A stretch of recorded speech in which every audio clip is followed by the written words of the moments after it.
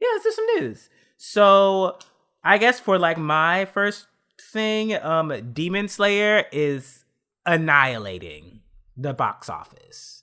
Like I think as of now, it is the biggest opening of any movie in Japan in history, from what I've read.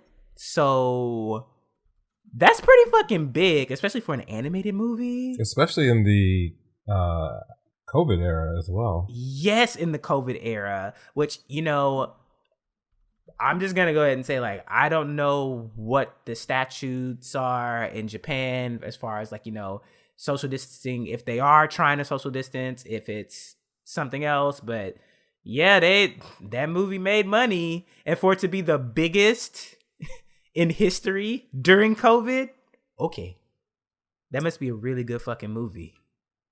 I mean, it's the Demon Train arc. It's great. I mean, I don't know what that means, but okay. It's great. I'm gonna see soon because I'm gonna find that shit. I'm not waiting until January. But yeah, what else do I have? Oh man, okay, so the vocalist for Boom is on a hiatus, which means the band is on a hiatus, which is horrible because who the fuck doesn't love Boom? And also, next season has so many extremely popular shows that could not even benefit, like a Boom opening will do them so much justice. Because there's so many like second and third seasons coming. So it's just like, oh my God, like, when are they going to come back? And I know they had that little shit where I think the drummer quit and they had to get someone else. And so I'm just like, oh man, I thought that was the end of them. But I was like, I hope Homeboy doesn't have like vocal polyps. Right. I mean, some of these bands just feel snake bit. Ugh. I'm nervous because like I really I love Boom's sound. So, you know, I hope he gets better. I hope it's nothing serious. I hope it's something where it's just like, just fucking rest. Just rest. You'll be fine. I also have, what else is this? So Netflix is also partnering up with more studios. And the one that I'm paying attention to is MAPPA. Giving MAPPA more money is good in my mind because they have really been showing the fuck up. They've been showing the fuck up this year. So yeah, give them money, Netflix, and make sure that it reaches the correct people too. Don't just give it to the upper echelon people. Like, I feel like MAPPA is having like the David production come up this year. Like there was like a year where like, okay, they did JoJo season 1. You're like, oh, David, new studio, that's cool. And then like within like 2 years later, they're doing. Did they do an Attack on Titan? No, they did some other big stuff. Yeah, they did something else. Yeah, they did a bunch. Well, there was I think 2019 they had like 4 or 5 like pretty high profile shows, and I had always thought like, oh, they're going to be like a budget studio, but like, nope, they're legit now. Oh, they did. Now my brain is farting. Is it not One Punch Man? Well, they do Fire Force. Oh right, yeah, they do Fire Force. There you go. Which I mean, they're constantly showing off on that. So right. So so like there's these studios have these come ups, and I hope it sticks around. But that's cool. I'm happy. Yeah, happy to more see money. Netflix putting that cash where it matters. Oh, also, Standing on a Million Lives, the sales for the manga have fucking skyrocketed thanks to the anime. So that's always a good thing because that's usually the intention for the anime. So, hey, yeah, like, good shit. And I'm enjoying the show. So I'll leave World Trigger to you since you know more about that. But yeah, Standing on a Million Lives. And then one of the things that like really caught my mind this week as far as news in general, and it's more like manga related, and I've never seen anything like this before, so I'm really surprised that it happened. But this is coming from the boys love realm, where there is this manga called Pink Heart Jam, and it's basically about like these 2 college guys. One guy goes to see a band play, and the band's guitarist is mesmerizing, and whatever, shit happens. But The first chapter got released in Japan. It didn't get released officially in, globally. So like there's no official English translation. But of course, it's the internet, so people are going to pick up the Japanese raw, they're going to clean it, and then they're going to slap the English translation on it and then put it on the internet for free. That happens a lot. So what has happened is the mangaka and the publishing company have come forward and said that they're releasing no more chapters now because of the illegal English translation. That's pretty wild. Yes, like I've never ever heard of anything like this happening before, and I'm kind of like surprised because I'm gonna have to go back and like look up the company again, because I don't know if this is like one of those companies that like strictly depends, like is like a boys love company, like that's the primary, like those are the primary books that they produce. So I'm kind of just like, are you sure you want to like do this? Because the art in it was really good. I read it like I think like a month ago, and so I, of course, like everybody else, I was expecting the second chapter to show up on the internet sometime in the near future, but apparently it's just not coming. And they said that they will follow up with everyone when they do. And I'm like, well, wait, don't y'all want like a little bit of money? Like, people are still gonna buy it, because if there's one thing that I know of, at least for the BL community that do all of the English translations before they get the official releases, is that they always tell people, like at the very beginning, they add like extra pages to the chapters saying, buy the material, buy the source material, please buy the source material, support them so that we can get more of this. And they caught wind of this and they were just like, nah, wrap it up. It's over. You're not getting the rest of this story. And it was good too. Well, I'm curious about the economics behind this, because, yeah, if they already spent the money to produce, multiple chapters of this story, the fact that they are either confident enough or serious enough to just throw it away, is, I won't say like shocking, because I think more creators should think about taking a harder line when it comes to like piracy that directly impacts their bottom line. But I also don't necessarily know how this works out for them financially. It would that's really what suck I'm thinking. to not only lose the rest of the series for those who are fans of it or interested, but then also potentially like lose the artists too, if they feel like they can't make any money because everything's getting stolen and shared overseas before they have a chance to monetize it. So I think it's problematic. It also may say something about what needs to happen in terms of like localization, because I know that it's a big frustration for me when it comes to Japanese localization. Like for some reason a lot of these companies, either they don't develop an international strategy going in, or they prioritize it so far beneath the domestic release that it kind of gives this like gap for the secondary market and pirates to really step in. And I have a feeling that a lot of series have suffered tremendously as a result, but they don't even know how much they've suffered because they're not paying any attention to it.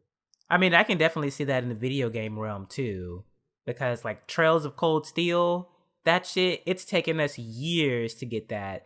And I know that there are people who love that story so much that they don't even wait for the English translation of the game, and they don't buy the Japanese version. They literally just go on YouTube and watch a walkthrough of someone translating it. Like they've translated the walkthrough on YouTube. So not only is Falcom missing out on that money is going to YouTube and other people.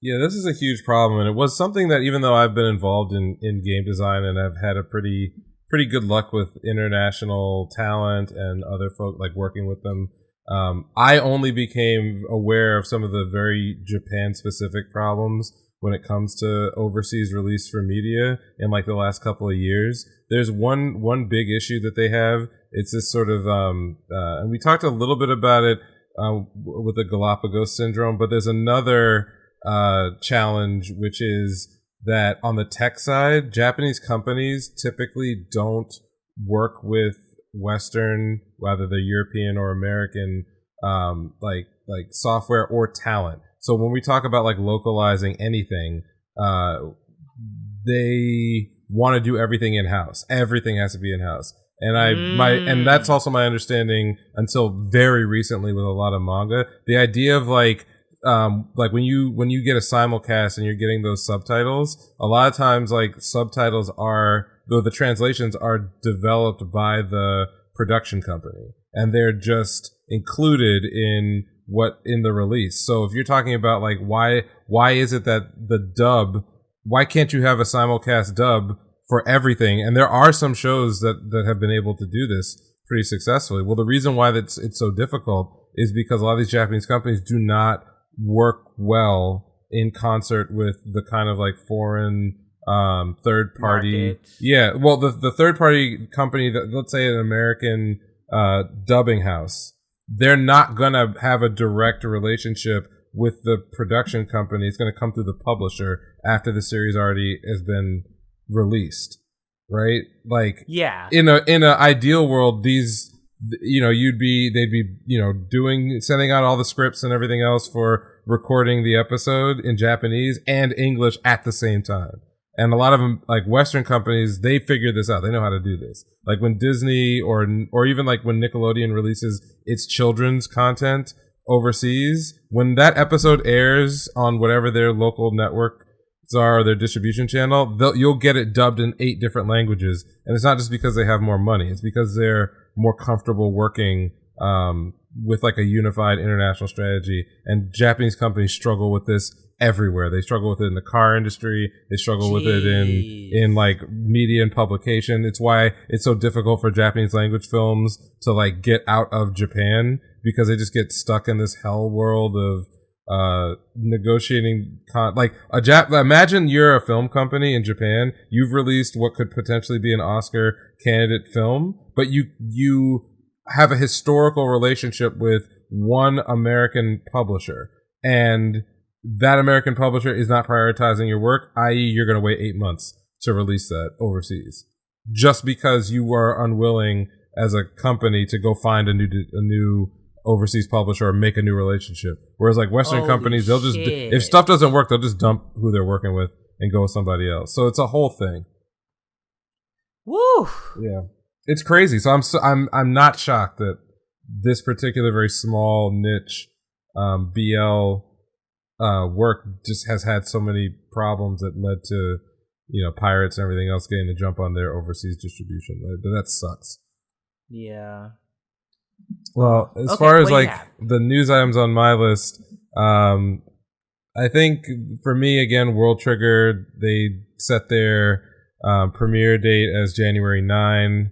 I gone and like scrutinized some of the previews, and it looks more or less like it's, you know, the same production, a little bit better. My biggest problem with the anime, the first 50 episodes, was that the audio wasn't very good. Like, I didn't feel like the music was, it was very lackluster, you know, like animation wise. The openings were good. But when it came to like really amping up sound design, the sound design for individual episodes, like I just felt they weren't bad, they were just kind of bland. And so because they're keeping a lot of the same staff, it's the same director and producer, they got all the voice actors come back, who I think the voice acting actually did a pretty good job, even because a lot of the characters there are very understated. So they got voice actors who injected some amount of life into this. But what I was looking for was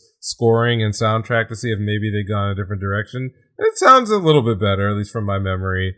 There's more effects, I think, on this production than there were, not audio and visual. So, you know, I like the story, and it's getting to the part that is more of a tournament arc. I guess that's the best way to put it. It's a tournament arc, and it's my favorite part of World Trigger. So I think it'll be good. I didn't check the episode runtime. I don't think they're doing cores. It's probably going to be at least another 24 episode block. Oh boy. Yeah, so that you know, it's all dependent on how the production goes. Yeah, it really is, because I stopped watching it, I think around the Was it the? I stopped watching it at around when is his name Jin? Yeah. Jin, where Jin basically went against like all a whole team. Yeah. No, it wasn't that. I stopped when the episode where like the main character, the glasses guy, he had that duel with one of the captains or whatever, and he lost. But the captain was like, actually, like for a second there, he kind of had my ass shook. It's like I said, I think that like it's a show and a manga that's very odd in the sense that there's a lot of things that they don't do with the story that you would typically expect a shonen to do. And so, and without getting into too many details, I think that like that is one of the allures of it, is that it is interesting and there's a lot of complexity, but it's not necessarily a very complicated show or power system, or like once you get it, you get it. Yeah, but I like it because that's one of my one of the things I appreciate is being able to generate a lot of interesting ideas, stories, moments from a relatively small set of rules or characters or power archetypes. That's, to me, that complexity is good. Complicatedness would be like there's just 6 million characters and they're all doing 6 million things. It doesn't necessarily mean that anything that any individual character is doing or is presented as is interesting. And so that's why I happen to like World Trigger, the manga anyway, is that it kind of moves along at its own pace and there's a lot of cool stuff happening. But this particular segment that they're getting to me, is the strongest part of the story so far. So regardless of whether or not, it's a better production, overall, I think that it will be a better showing for what makes people interested in the series. I mean, it is actually a very popular series, despite having gone on multiple hiatuses. I know that it's a hiatus sufferer? Well, the mangaka over the years has had some pretty serious medical problems. Damn. The last hiatus was a result of him having to have emergency gallbladder removal surgery. And then before that, he had to take a pretty long break because of a spinal condition that seemed like, at least by description, was caused by like hunching over a lot. Which, as you might imagine, if you're... Yeah, like it was something that was serious enough that like, I don't know if he had to have surgery, but he had to take several months off. And between that, the manga itself switching like publication brands. Yeah, I didn't know that. So there was like a lot of stuff that like conspired in like 2014 and then in like 2016 and then 2018 of like just screwing things up that I feel like it's had very consistent sales and a very big fan base despite not necessarily being on everyone's lips. It's very strange. That's all I can describe it as. Like maybe the closest analogy was a Twin Star Exorcist. Like that was randomly. I never gave that one a try. Well, it was just randomly really popular, despite the fact that it wasn't like super well known, because it was circulating in like what you would think of as like the B or even like C tier tankobons. So yeah. So that's the thing. It's like, it's cool. I'm happy it's coming back. I feel low key that I will. I probably won't review that one week to week when it starts up, but it'll be something that I will be watching because I happen to really like this part. So it is what it is. January is fucking jammed packed, man. Yeah. With a lot of returning stuff. Like there's a lot of stuff coming back, and even some of the new stuff looks good, just like this season again. So I'm kind of just like, can I say something that may be heresy? Is that I'm low key not hyped for the finish of Attack on Titan. So I keep seeing that they're saying like this is it. They're yeah, like no, it's definitely it. And like I really like the series and I'm following it as it's ending now. But I am not actually all that interested in seeing it animated because really, with no spoilers whatsoever, I think a lot of the hype moments of the series that really resonate with people have kind of already happened. And then the stuff that is going to come out now is the part of the story that is most emotionally resonant and also philosophically resonant. And so I don't necessarily need to see that animated if I'm already going through it right now. That's up to the seiyus and the soundtrack. That's definitely true. I mean, it's going to look great. I think visually it may be one of the best ever. I mean, I don't know how Mappa's able to balance this. Listen, if Mappa can get it right so far, because what if we are Decadence with Mappa, right? Yeah, but they're doing Jujutsu Kaisen through that production. Oh no! Exactly. So in a weird way, I would actually much rather them not be doing it at all and just finish the 24 episodes for Jujutsu Kaisen, because Jujutsu Kaisen is going to live for many, many years in active production. It's going to be the bedrock of shonen, yearly. I guarantee that. I already have vibes that Jujutsu Kaisen is going to it's going to be one of those new top. It might be the beginning of a new top 3. Strong belief that's going to happen. So if you had to ask me if I had to sacrifice the final season of Attack on Titan to preserve the quality of the first season of Jujutsu Kaisen, I would take that deal in a minute. Yeah. So that's the thing. All the biggest moments for me personally in Attack on Titan already happened. Yeah. I'd wait. I mean, listen, it's been a great ride. Was it 4 years between season 1 and 2? Or was it 3 and some change? It was a lot though. Yeah. It was a lot, so it's kind of just we can wait, Yeah, I mean, but they're in a weird situation. The manga is ending. They kind of want to strike while there's a lot of interest. They already fucked up. Oh, they already fucked up once and let a lot of the initial hype die down because of big production mistakes, like scheduling mistakes. So, I can understand that there's just a get this shit the fuck done kind of mentality, and they went to a production company that that could do it. I mean, Mappa is capable of doing it. I'm just saying that as a fan, I've seen what I actually wanted to see out of Attack on Titan. Personally, I've seen it. So if it has to wait a little bit longer, good. I'm fine with that. You're not going to shake me off the bandwagon. I'm trying to, let's get some new bandwagons started. I honestly wasn't even expecting this fucking announcement for 2021. I know. I was like, oh yeah, they're gonna delay that shit another year, and they probably should. Yeah. But it is what it is.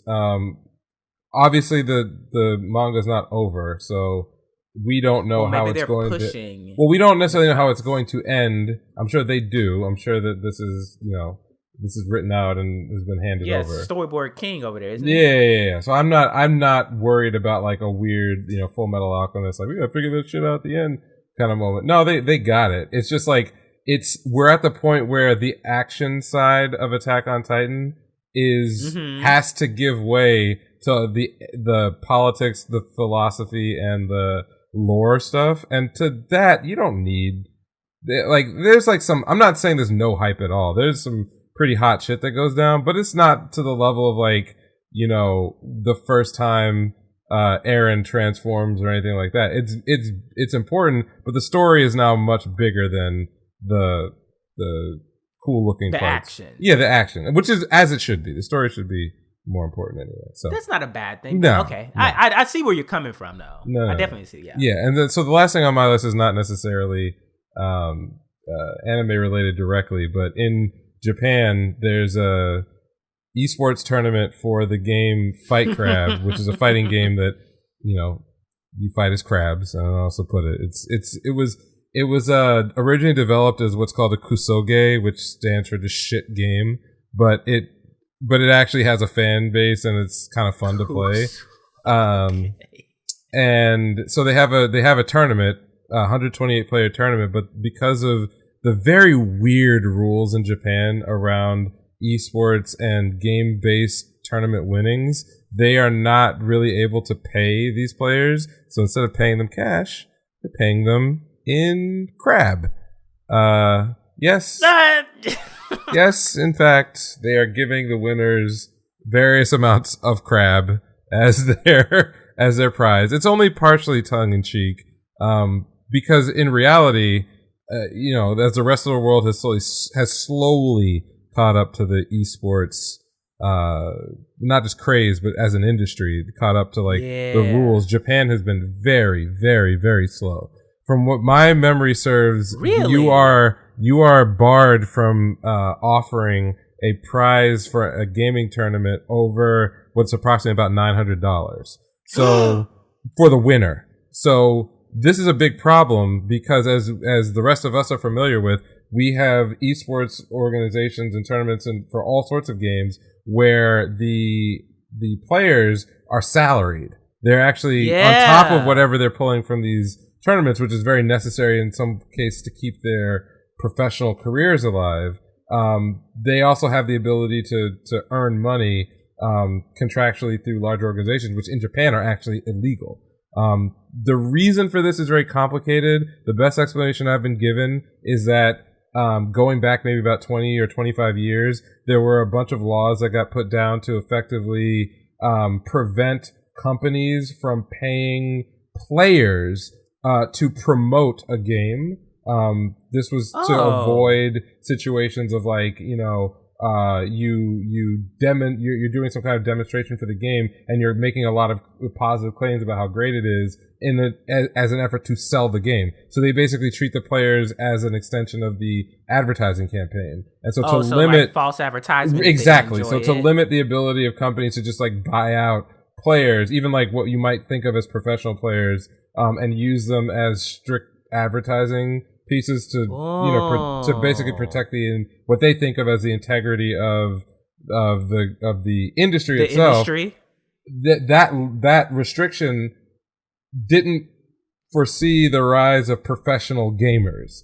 And so because that still exists in Japan, they've had to come up with a lot of really weird workarounds legally as well as like promotionally. So for example, a couple of years ago, they finally got this designation, what they're calling esports licenses, which I think companies can sponsor, but it's really limited. It's a limited number of people can get them. So it's still not adequate for that sort of to be like a livelihood. Right. Like there are some, like as we are all familiar with, there are players who are playing games that may not necessarily themselves be very lucrative. And so their lifeblood is the tournament scene. But if they can't if those tournaments are unable to offer prize payouts that could justify, say, a player traveling across the country in order to compete, then the game itself is likely to not be able to support a professional scene in Japan, which is a problem when you start to think that internationally some games can get very big, but then that puts Japanese players at an extreme disadvantage because they have no locals, right? Whoa. Yeah. So all of this is to say that, like, while it's a joke about like the Fight Crab game giving crabs away, they are actually not the first gaming tournament to offer literal crabs as prizes. This is not the first. They're not the first, actually. It's happened at least 2 other times, and the reasoning for those other ones was not a joke. The actual seafood that they were given could be resold for more than they were allowed to offer as part of their prize packages. Oh my god! And the only other thing I think is worth mentioning is that in Japan, it's actually very difficult for companies to sponsor tournament series. And for those of us who are really into the fighting game community, Street Fighter V has suffered immensely inside of Japan because almost all the big sponsorships for Japanese players have had to come from companies that are outside of Japan. So like Daigo, who's very well known for a variety of reasons, both as a meme and as a high-level player, even going into his 30s, he's primarily sponsored by Mad Catz. And if you think about that, that makes zero sense. That does make no sense. It makes no sense whatsoever. So it's a joke on one end, but it's also a microcosm of a lot of other problems. And I think there's like a trend of some of the stories we've covered about Japanese businesses being very disadvantaged when they try to work overseas because of their own practices and their own laws. So, it's not just manga and BL stuff getting the shit end of the stick. It's also pretty much everything else. Oh, Jesus. Okay. I know. Alrighty. End of news.